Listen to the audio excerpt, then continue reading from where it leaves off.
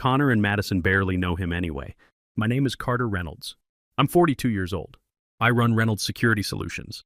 Rebecca, my wife for 8 years, just said that about me to Ethan Morrison, a guy I thought was my friend. I heard every word through my surveillance system. They were at the Ritz-Carlton downtown, room 2847. Rebecca wore a $15,000 diamond bracelet I never bought her. Ethan bought it with $23,000 he stole from our joint account.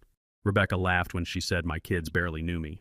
Ethan said, after the divorce, they'll understand Daddy was never there. Rebecca nodded.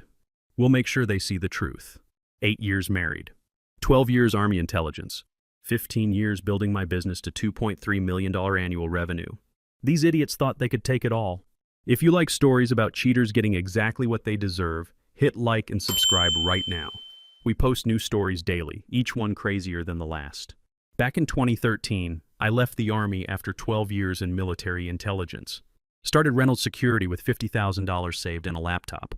Corporate security consulting, helping companies protect data, executives, secrets.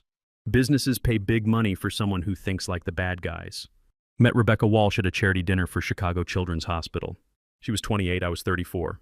Real estate developer specializing in luxury downtown condos. Drop-dead gorgeous with auburn hair and confidence that made every guy notice her. Rebecca grew up rich. Dad Robert Walsh is a U.S. Senator. Mom Patricia Walsh is a federal judge.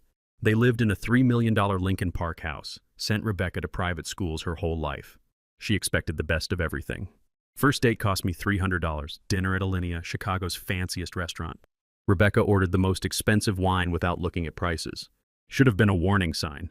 We moved fast. 6 months, she was staying at my apartment most nights. 1 year I proposed with a 3-carat ring that cost $18,000, 2 months' salary. Wedding was everything Rebecca wanted. 200 guests at Palmer House, open bar, 7 courses.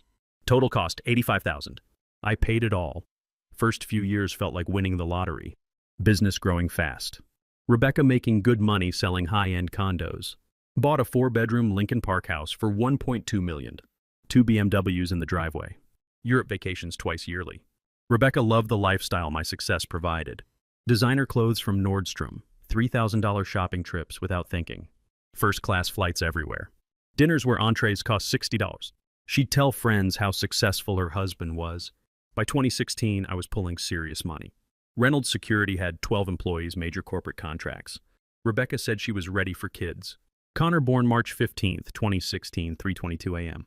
7 pounds, 4 ounces. Screamed so loud nurses next door heard him. Madison 12 minutes later, 6 pounds, 11 ounces, so quiet we worried. Both perfect. Kids changed everything for me.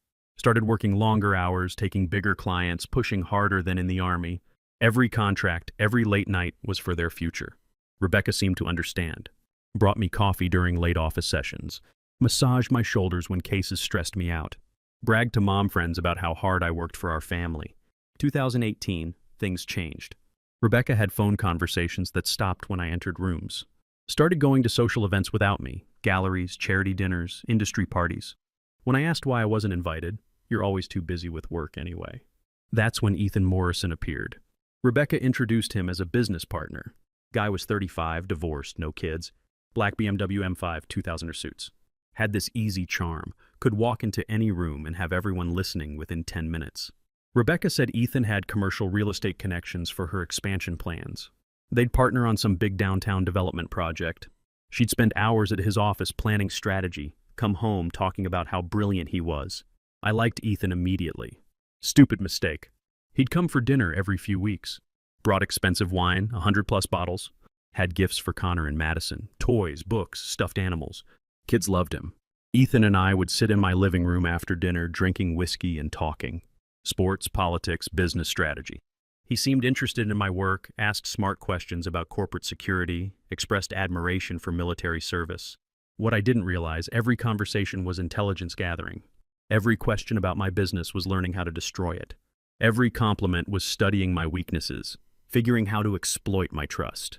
2019, Rebecca's attitude toward me completely changed. Everything I did annoyed her. How I loaded the dishwasher. Hours I worked. How I disciplined kids. Arguments came from nowhere. "Children need their father present," she'd say during fights when I was most work-stressed. "Money isn't everything, Carter. Family should come first." The irony made me angry. I worked 70-hour weeks specifically for my family. Every contract, every client, every late night was so Rebecca and kids could live in our beautiful house. Twins could attend Chicago's best private school. Rebecca could maintain her wealthy upbringing lifestyle. But even criticizing my work schedule, Rebecca never suggested cutting expenses. Still wanted designer clothes costing more than most people's monthly salary. Still wanted luxury Tuscany and French Riviera vacations. Still wanted expensive dinners where wine bottles cost $200. Meanwhile, Ethan became permanent fixture. Showed up Saturday mornings with fancy coffee and bagels. Stayed for Connor's soccer games, Madison's dance recitals. Helped put kids to bed, went over for dinner, reading stories in voices that made them giggle. I told Ethan things I shouldn't have. Details about biggest clients. Which companies worried about data breaches. Which executives needed protection. Our family finances, savings amounts, investment accounts, life insurance policies. Thought I was talking to a friend. Actually giving intelligence to an enemy planning to destroy my life. Breaking point, February 2020. Just back from week-long Seattle job. Tech company data breach. Needed immediate damage control.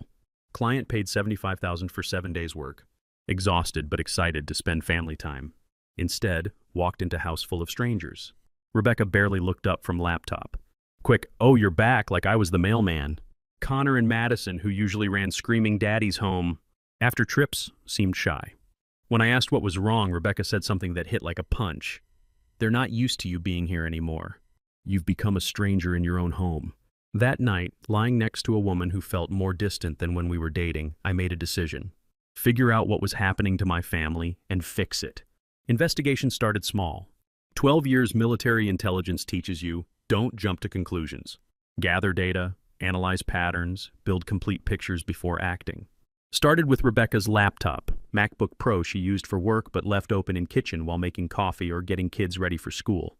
Had about 10 minutes most mornings while she dressed upstairs. Most people don't understand deleted files. They're never really gone. When you delete something, computer marks that space as available for new data. Until something overwrites it, everything stays exactly where it was. Rebecca cleared browser history and emptied trash but didn't know about shadow files and cache recovery. Took exactly 3 hours, 17 minutes to rebuild her entire digital footprint from past 8 months. What I found made me sick. Romantic stuff started June 2019. Text messages between Rebecca and Ethan beginning as business discussions, quickly becoming personal. July, they were meeting for lunch meetings lasting 3 hours. August, Rebecca sending him photos, wearing lingerie I'd bought, posed in our bedroom while I traveled for work. But affair was just surface layer. Underneath, detailed plan to systematically destroy my life. Rebecca and Ethan plotting for months. Strategy was sophisticated, targeting every aspect of my existence.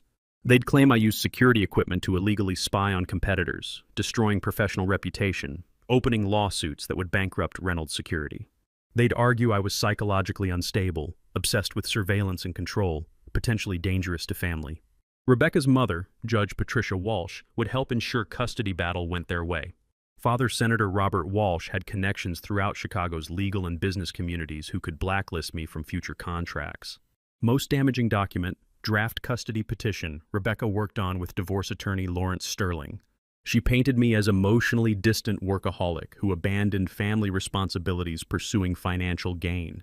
Claimed children were afraid of father's unpredictable behavior and excessive control need. Suggested I might be dangerous, noting extensive military training and surveillance equipment access that could intimidate or harm family members. Every word calculated to destroy me. Every lie crafted to seem believable to judges who didn't know me. Rebecca and Ethan spent months building case that would give them everything I'd worked for, ensure I'd never rebuild. But there was something else in those files. Reference to sealed 2011 court case involving Walsh family. Something about traffic accident handled discreetly through family connections. Realized I wasn't playing defense anymore. Going on offense. Next phase required military intelligence skills I'd hoped never to use against people I loved. Began systematic surveillance of Rebecca and Ethan, documenting movements, communications, financial activities. Installing surveillance equipment in my own house felt surreal but necessary. Used company equipment, tiny cameras hidden in smoke detectors and picture frames, audio devices smaller than quarters in Rebecca's purse and car. GPS tracker on that $15,000 diamond bracelet Ethan gave her. 2 weeks later, had everything needed. High-definition video of Rebecca and Ethan in hotel rooms at Ritz-Carlton, Four Seasons, Peninsula. Audio recordings discussing plans to destroy me, including specific lies they'd tell in court and how they'd split my assets. Most valuable intelligence came from Ethan's phone. Like most criminals, he'd gotten arrogant about security. Password was his birthday, February 14th, Valentine's Day. Should have been first clue about his narcissism. Once I accessed his device, discovered true scope of their financial planning. Ethan had opened 3 offshore accounts, 2 Cayman Islands, 1 Switzerland. Been systematically transferring money from investment account he shared with Rebecca, planning to disappear once divorce was finalized and Rebecca claimed half my assets. Numbers were staggering. Past 6 months, Ethan moved $340,000 offshore. Money from our joint investments, Rebecca's business profits, even loan he'd taken using our house as collateral without telling me. He'd also booked one-way first-class ticket to Monaco for March 15th, exactly 2 weeks after Rebecca planned filing divorce papers. Plan was obvious. Let Rebecca destroy me in court, take half my money, then disappear with stolen nest egg while she stayed behind playing wounded ex-wife.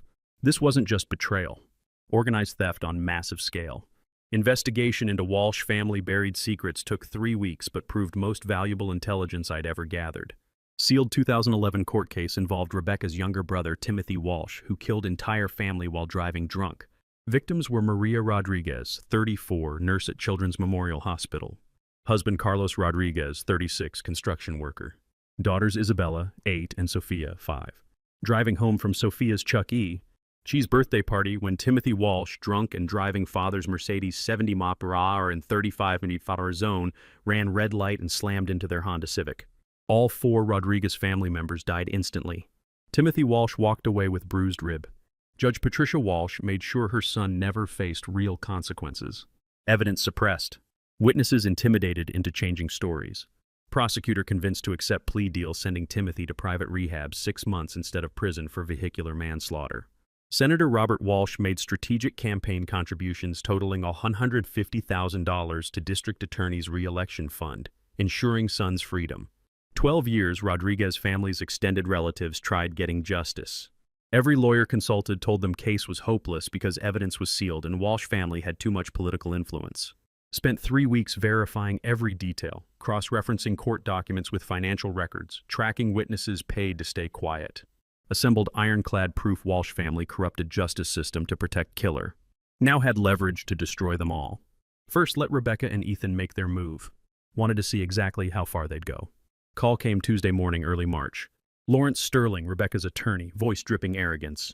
Mr. Reynolds, everyone's best interest if we met discussing your wife's petition. Certain matters better resolved privately rather than messy public litigation. Sterling's office, 47th floor Willis Tower. Mahogany furniture, leather law books, walls covered with aggressive family law representation awards.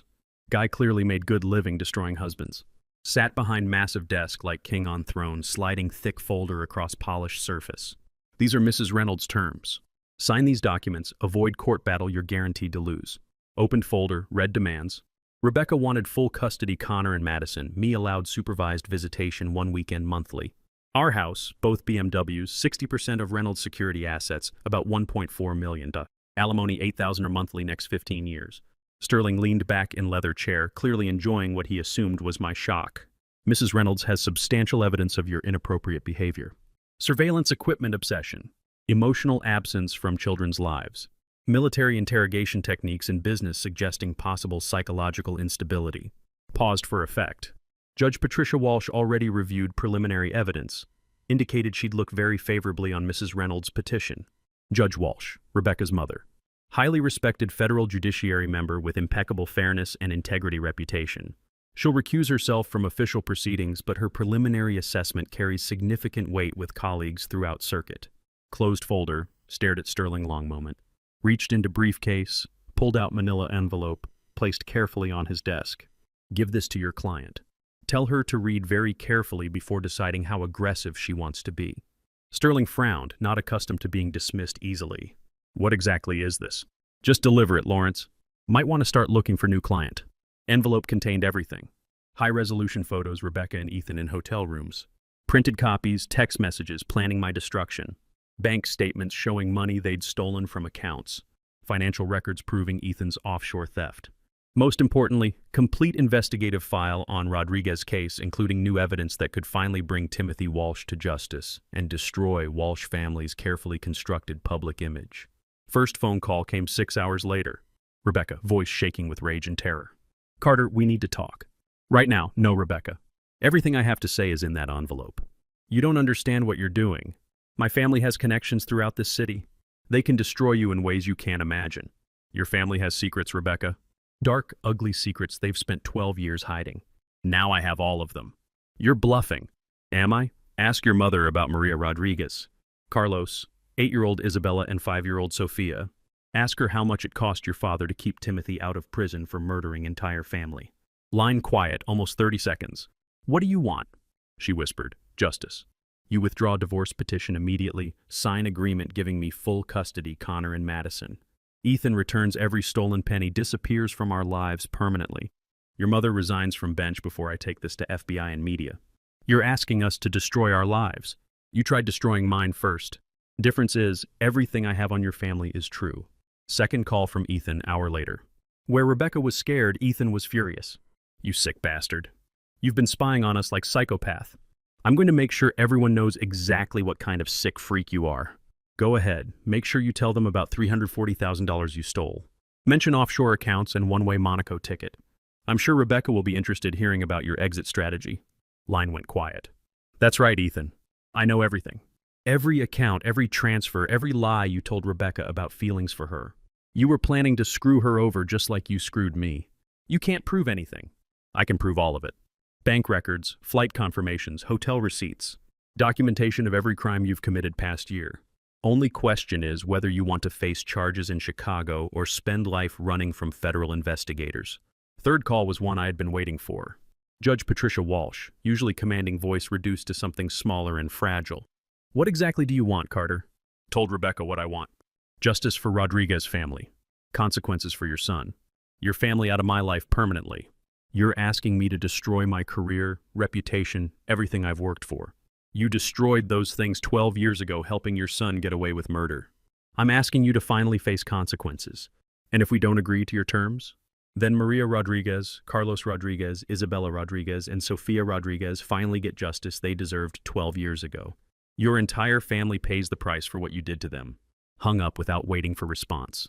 What I hadn't anticipated, how desperate Ethan would become realizing he was trapped. Next morning, discovered he'd made move I hadn't expected. Rebecca called 6:47 a.m. sobbing uncontrollably. Carter, Ethan's gone. He cleaned out every shared account and disappeared. Took everything. All money for new business, everything. Left me with nothing. Checked surveillance data. Ethan's car gone from apartment parking garage. Phone turned off. Quick call to American Airlines contact confirmed suspicion. Ethan Morrison booked emergency Paris flight departing 11:30 p.m. previous night. Bastard panicked and ran, leaving Rebecca holding the bag for everything they'd planned together. Please, Carter, Rebecca begged through tears. I made terrible mistakes, but we can fix this. Go back to way things were before. No, Rebecca, you made your choice deciding to destroy our family. Now you live with consequences. Immediately called FBI contact from Army days. Jake Murphy worked financial crimes from Chicago field office. Provided detailed information about Ethan's offshore accounts, theft from Rebecca's business, flight to France. 6 hours, Ethan's assets frozen by federal court order. 12 hours, name added to Interpol's international watch list.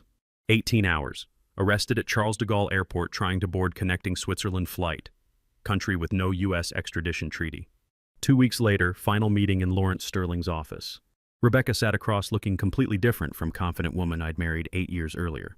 Designer clothes wrinkled. Perfect makeup smeared by tears she couldn't stop, hands shaking as she stared at custody agreement and asset division papers spread across table. Just sign them, Rebecca. Looked at documents like death sentence. Carter, please. Think about Connor and Madison. What this will do to them. I am thinking about them. Teaching them actions have consequences. Can't build life on lies and betrayal and expect it to last. She signed every document. Custody agreement giving me full parental rights. Asset division leaving her $50,000 in personal belongings. Formal written apology for misunderstanding husband's dedication to family. Aftermath came swift and complete. Judge Patricia Walsh announced federal bench resignation 3 days later, citing personal health issues requiring immediate attention. Everyone who mattered knew real reason, avoiding federal prosecution for judicial corruption. FBI reopened Rodriguez's case with new evidence I'd provided. Timothy Walsh arrested at father's house on vehicular manslaughter, obstruction of justice, conspiracy charges. After 12 years' freedom, finally faced consequences for killing 4 innocent people. Senator Robert Walsh's political career ended in scandal when cover-up connection became public. 30 years carefully built influence and power destroyed in weeks. Announced he wouldn't seek re-election, quietly retired avoiding further investigation. Ethan Morrison extradited from France 2 months later. Charged with embezzlement, wire fraud, money laundering, conspiracy to commit theft. Federal prosecutors offered plea deal. 7 years prison exchanged for returning stolen money and testifying against others involved in financial crimes. He took it. Rebecca lost everything that mattered to her. Reputation in Chicago's social circles destroyed. Real estate business collapsed when clients learned about scandal.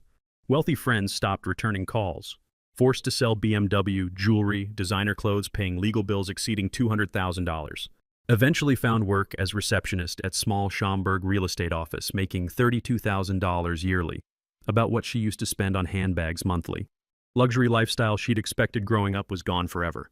Me? Got my children back. Connor and Madison live with me full-time now. First time in years, house feels like real home instead of battlefield. They're 8 now, old enough to understand sometimes adults make bad choices and families change. Business never been stronger. Word spread through Chicago's corporate community about how I'd handled Rebecca and Ethan's situation. Clients started seeking me out specifically because they knew I could protect them from any threat, external or internal. Reynolds Security Solutions now has 28 employees, annual revenue $4.2 million. Most important change, how I spend time. Surveillance equipment had gone from house. Late-night work sessions replaced with bedtime stories and Saturday morning chocolate chip pancakes. I coach Connor's Little League team, Lincoln Park Lions, and help Madison with art projects. I'm present in their lives in a way I wasn't before because I understand what I almost lost. 6 months after divorce finalized, sitting in backyard warm summer evening, watching Connor and Madison run through sprinklers, laughing so hard they could barely breathe. Their joy was pure, innocent, completely unaware of war I'd fought to preserve their childhood. Realized Rebecca had been right about one thing. I had chosen work over family too many years. Not anymore. Every decision I make starts with simple question: what's best for Connor and Madison? People sometimes ask if I regret how everything ended, if I wish I could have saved my marriage instead of destroying it. Answer is simple: can't save something built on lies from beginning. Rebecca and Ethan thought they could manipulate me because they saw only what they wanted, workaholic too focused on business to notice their betrayal. They were wrong about that, wrong about everything else. Their mistake cost them everything they thought they wanted. My patience and preparation gave me back everything that actually mattered. Didn't win through revenge or anger. Won through careful investigation, strategic thinking, understanding that truth is always more powerful than lies. Rebecca and Ethan destroyed themselves with greed and stupidity. I just made sure they couldn't take my children down with them. That's the difference between justice and revenge. Revenge is making someone pay for hurting you. Justice is protecting what matters most, ensuring people face appropriate consequences for actions. Kids laugh and play in backyard. Business protects good people from bad ones. Rebecca answers phones at desk in suburbs, finally learning what real consequences look like. Ethan counts days in federal prison cell. Sometimes good guys win. Sometimes patience and preparation beat arrogance and greed. Sometimes truth really is enough. If you enjoyed this story, hit like and leave a comment. If you haven't subscribed, do it now and hit the notification bell for alerts about new stories like this. Thanks for watching. See you next video.